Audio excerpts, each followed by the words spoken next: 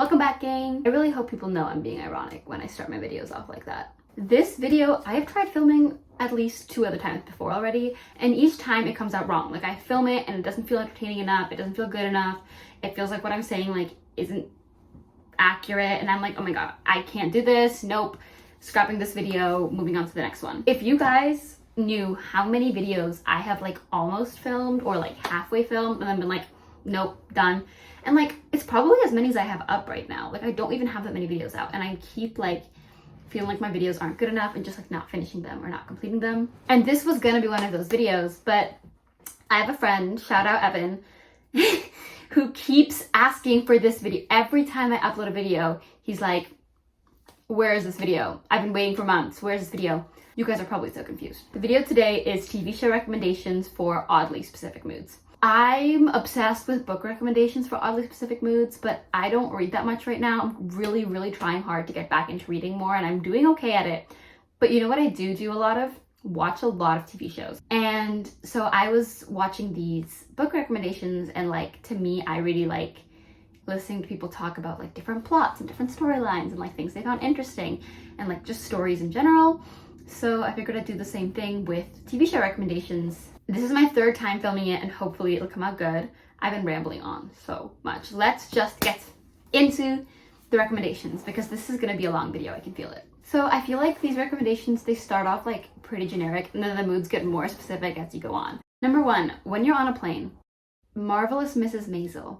When you're on a plane, I feel like you never know what you're gonna wanna watch, and you never know if it's gonna keep your attention, and then it's like the worst when you have a boring TV show downloaded. One thing I will say is this TV show is not boring. I started watching this recently, so this is a new addition to the list that wasn't on it previously, but I started watching this recently and it's just so funny, but also like really entertaining, and the characters are also like unique and you really see their arcs throughout the seasons, but like it's a very captivating show. Like it's not super fast paced, but it is like entrancing and easy to follow. I think it's also really good for planes because there's no like vivid sex scenes that like the person sitting next to you is going to be like, oh, what is this person watching? And it's not like a lot of boring cinematic shots. Like a lot of the shots are fast paced, which keeps your attention. So it's a great plane show. Number 2, when you want to feel smart, Sherlock Holmes. I remember watching the first episode of this show and feeling my brain work, and I loved it. I never finished it actually, so I should definitely go back and finish it. I think I just got distracted with other shows, but the first 3 seasons, from what I remember, were so phenomenal. They like kept you super engaged and you were thinking the entire time, and it was very rare that you solved the mystery before Sherlock Holmes did. I know for me that's often a struggle. I like always like finish the plot before it gets there, and like I always figure out the clues, like especially when I'm reading books, I like always figure out what's going on beforehand. So this is great because your brain is really working, but at the same time you kind of like make connections right before he does, so you're like feel very smart. So definitely a good show. When you're in the mood for witty humor, The West Wing. It's again a very fast-paced show. Are we sensing a theme? This show takes place in America. It's after a fake president who's Republican but kind of moderate, and it's about like his staff team and what they do every day to like keep the White House running, and like they have multiple crises happening at the same time. And if not understanding every single thing is a little bit off-putting to you, I will say this show takes some getting used to because there's a lot of like very fast conversation, so it's like you're not going to keep up with everything immediately. It takes some context, it takes some getting used to, but once you follow along those conversations, there's so many like witty jokes and punchlines and just so many interesting storylines and dynamic characters. And it's written by Aaron Sorkin, who's just a phenomenal screenwriter. He really captures dialogue like it's music. So I would highly recommend the show to anybody who's just interested in some like good dialogue. Number 4 is when you don't want to think. This is kind of the opposite of the others, but I put on Brooklyn Nine-Nine when I don't want to think. It's just such a funny, silly comedy that like your brain just kind of blanks out a little bit and you just get to like relax. Grade 9, grade 10 me thought this was peak comedy, peak humor. And it's still a very funny show, but I was obsessed with the humor in this show, okay? And so like literally my ringtone is still the Brooklyn Nine-Nine theme song. Mostly because I haven't figured out how to change it. I don't know how I was so determined to get that ringtone on my phone. If you haven't seen it, like, the main character Jake is like this goofball, immature, like, but really funny and like unlikable but likable character, and it takes place in like a cop precinct, and it's kind of a sitcom, but it doesn't have a laugh track, so we're all good there. But yeah, it's definitely a good show when you just want to be a little bit numb and laugh a little bit. Number 5 is When You Want a Warm Hug. For this, I'm going to recommend 2 versions of the show. So I think a lot of people know Anne with an E. It was a remake of Anne of Green Gables. I personally adore the first Anne of Green Gables, and that was more of a movie series than a TV show series. But Anne with an E is also really good and really heartwarming. But I recommend both. Honestly, like, if you've seen Anne with an E and you love it, you're going to love Anne of Green Gables so much. So I highly recommend both of those. It follows this like young girl in rural Canada who gets adopted by this like really old brother and sister. She's just very like imaginative and curious and all over the place and very into books and very impulsive and gets herself in a lot of like trouble, but is just like trying to explore the world and have fun. Now we have number 6, and this is When You're Enraged. This might be a really weird prompt and it might be a really weird response, but when you're enraged, I personally like need to be calmed down. Like, I need to be numbed and I need to like be lulled out of my like state of complete irrational rage. And the thing that does that better than anything else is The Great British Bake Off. Oh my god, that show. It's just like the narrator's voice, the like little music, like, you're like just watching people bake and like decorate their cakes, and it's in the countryside and it's calming and nothing else matters, and you can just watch these grandmas bake, and beautiful show, especially when you're feeling like angry or like upset about something. Amazing show to calm down. Number 7 is When You Want to Get Into Anime, and for this one I recommend Haikyuu. I don't watch a lot of anime. My sister watches a lot of it, and this is the anime that got her into anime. It's also the only anime that I've watched. I've watched some like anime kind films, I think, and like a few episodes or like half seasons of animes, and I'm not really a big fan personally. I understand the appeal, but I personally am not the biggest fan. This anime, however, is the exception. It is a phenomenal show. It doesn't sound very interesting, but I swear it is. It's just a little ragtag team of kids trying to make it in Japanese high school volleyball. And I learned so much about volleyball from this show, but I also just loved it. I don't know. It's just so weird because I don't like anime, but I love this show. So I would give it a chance, even if you're not an anime person. And who knows, maybe it'll get you into anime. Number 8 is When You Want to Watch Something Sci-Fi.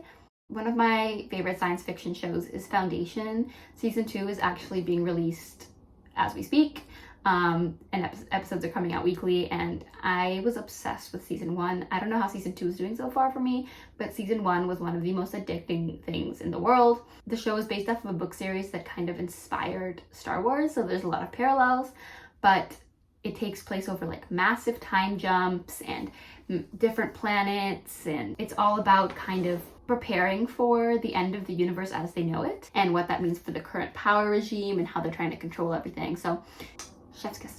Number 9 is for When You Want Background Noise. I've recently been obsessed with Total Wipeout. It's like the old seasons of Total Wipeout, and this show, like, I'll watch it to fall asleep and I'll watch it when I'm doing homework, because I'll just look up in between my homework assignments or my work, and I just see people like bouncing on red balls and falling into like the ocean and trying their like hardest to like stay upright in like a waterfall, and it's just so funny, but really there's no plot, and it definitely makes me laugh. Number 10 is When You Want to Watch a Show in One Sitting. For this one, I have The Summer I Turned Pretty. It's very like cheesy, cringy, cliche, but at the same time it's so bingeable. Like, even if you know what happened, even if you've seen the scenes before, something about this storyline and these characters is so bingeable, and it's also so messy that you're hating the characters and rooting for them at the same time. And it's just a very fun show to sit down and just like watch in one night. 11 is When It's Raining Outside. I would highly recommend The Crown. This just feels like a cozy up with your tea, like it's literally a British show. Cozy up with your tea, snuggle up under a blanket, dim the lights, and just watch The Crown with the rain on the outside. And it's a very moody, gloomy kind of show, so I think that fits. The Crown kind of follows Queen Elizabeth, who rip, but she's dead now. It's a well done show. Honestly, I think the show itself is great. I don't know how I feel about, like, it doesn't really idolize the monarchy, but I do think it kind of like, it doesn't really criticize the monarchy either though. It's just like a good show, but like inspired by true events and by true stories. And I think it's interesting because it's like you're learning history, but at the same time it's entertainment. So number 12 is for When It's Autumn Time. I don't even need to say it. You could fill in the blanks. Ready? Say it with me. 3, 2, 1. Gilmore Girls! Honestly, I watched Gilmore Girls once and that's enough for me. But I know people love to rewatch it, and I know the dialogue is great, and I know it's really funny. Like, I'll watch certain episodes with friends sometimes. I just, like, honestly cannot stand Rory. Like, I genuinely cannot stand her. And I love everything else in that show. I love Suki. I love Lorelai. I love the vibe of Stars Hollow. Like, it is very comfort inducing, so it's definitely a good autumn show, especially because it has that like back to school vibes for like school time, and it's definitely something you can binge throughout like the school season. So number 13 is what you should watch during summer. Outer Banks. I just feel like the bum beach vibe of this show and like the living on the beach and running away from home vibe of the show is very summery, very irresponsible, live your life kind of vibe. For wintertime, I recommend Stranger Things. The first season of that takes place in winter, and like the genre of the show just automatically like suits the winter season. Season 3 was in summer, which was a little bit weird for me because of like what I associated the show with, and it was still a great season. Like, it was very funny, but season 1 and 2 have a special place in my heart, and those are great to watch in the winter. And then finally for spring is Bridgerton. Such a spring feeling. It's also such a colorful show, which I feel like you need after like the dullness of winter. So I highly recommend watching Bridgerton in the springtime. Halfway done now, we're at number 16. This is for when you want to be fully engaged into a show, and I suggest Euphoria. Trigger warnings. There are so many trigger warnings to be said about this show. Oh my god, the amount of sensitive topics it touches on. Some of the episodes, like, oh my god. I think episode 5 of season 2 was one of the best things I've ever seen Zendaya do. It was amazing. And I know that's not like an unpopular opinion, but it's not unpopular for a reason, because that episode was amazing. But basically it follows Zendaya and some other, you know, young adults pretending to be teenagers in this very traumatizing, tragic, dramatic high school experience. Toxic and messy and druggy, and it's honestly very like, it's got a vibe. You know what I mean? It's got a vibe, but it is interesting. And it does have some great acting and some great moments. So number 17 is for when you want to laugh out loud. Dairy Girls. Oh my god, that is one of the funniest shows I've ever watched. It takes place in like the 90s. It's these 4 Irish girls and this one like guy cousin that one of them has, and they're just kind of pathetic, but also just like kind of growing up as normal teenagers, but in this like very conflict-stricken place. And they go to Catholic school, and like it's so funny. If there's anything you take from this video, is that Dairy Girls is absolutely hilarious. Number 18, when you feel like you're missing your friends, or you feel like you're not very close to people in your life, and that is New Girl. This is mainly because not only does the show make me laugh so much, but I think 25% of the show was improv, and you see that these like characters that these actors play, they feel so real, and these characters really do feel like your friends. Like, they feel like real people. But yeah, the characters really feel like your friends at the end of the episode. When you want to feel butterflies. For this one, I recommend Accidentally in Love.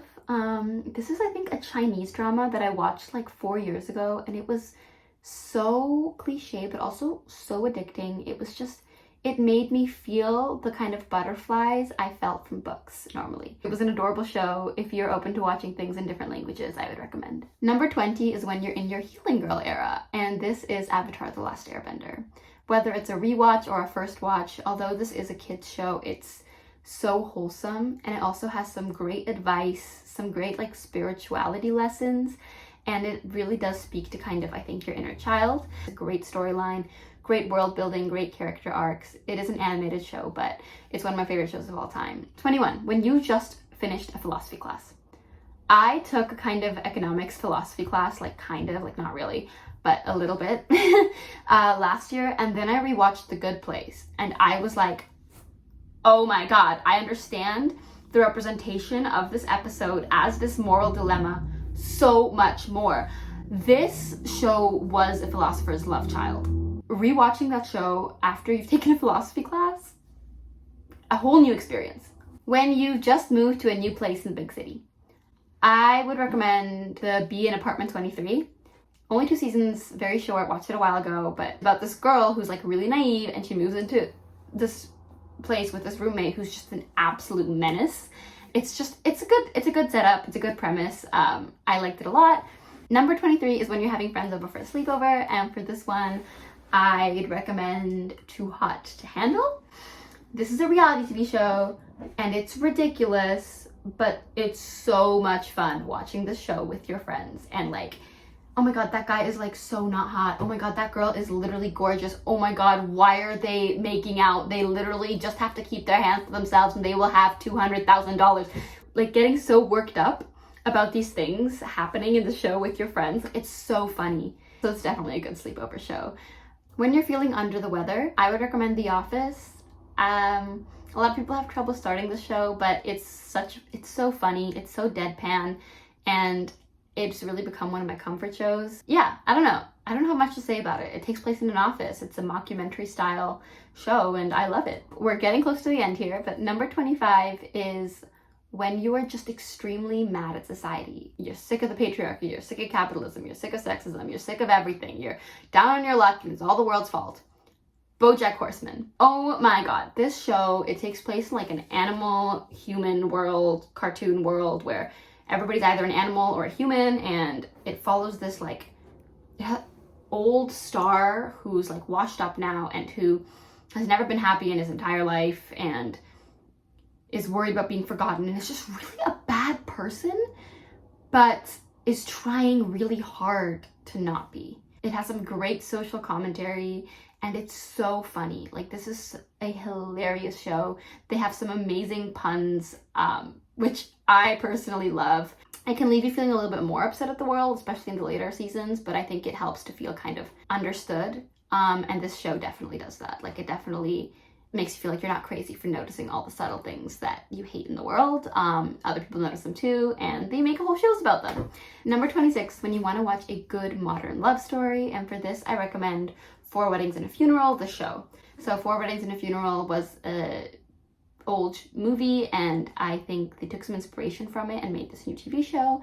It's just 1 season. I think it's 10 episodes. There's lots of couples to root for. You don't really know where the story's going. 27 is when you are in your academia era. For this one, I would recommend the Queens Gambit. This is a show about this girl who becomes orphaned at a young age and gets sent to an orphanage where they give the kids pills to placate themselves, and she becomes really hardwired on these pills, but when she's on them, she becomes this kind of chess genius. It's very academia, it's very interesting. Number 28 is when you're a fan of gore, but hate horror. And for this, I'd recommend The Boys. Again, lots of social commentary. It's just this world where superheroes are kind of like commercialized and like managed by like these big industries, kind of like celebrities. And it talks about like the unintended consequences of kind of putting these people up on a pedestal and like power dynamics, but it's a very graphic show. So if you can't handle that, do not watch. It's very graphic immediately. Number 29 is when you want to cry your little heart out, and that is Normal People. I watched this all in one night, and halfway through I remember calling a friend and being like, you didn't warn me. You didn't warn me about how much this show would wreck me. Oh my god, especially if you're somebody who's like been unlucky in love, or like been in on and off relationships or anything of the sort. Like, this show will ruin you and you will cry. It's so good. It's just such a good show. And it's so sad, but I loved it. And then last but not least, we have number 30. Finally, I feel like I've been talking forever. My mouth is dry and parched. Is When You're Feeling Sentimental. And for this, I would recommend This Is Us. It's a multi-generational show. It follows multi-generations in the same family as they go through life and learn lessons about life and learn lessons about each other and the importance of each other and dealing with consequences. And they're very imperfect, emotional people. And it's just a very emotional, very sentimental show. And it makes you appreciate things like fate and destiny and choices. So if you're somebody who's very emotional, very sentimental, it's definitely a show you will enjoy. Whew. Wow, I think I've been talking for about 45 minutes. It probably doesn't feel that much because I'll definitely be cutting things down, but leave some more TV show recommendations in the comments. I'm always looking for more things to watch. If you stuck to this point, that's insane. Okay, thank you guys so much. I will see you guys in the next video. I hope you guys enjoyed these recommendations. Let me know if you agree with my picks or if you have any other picks for these themes.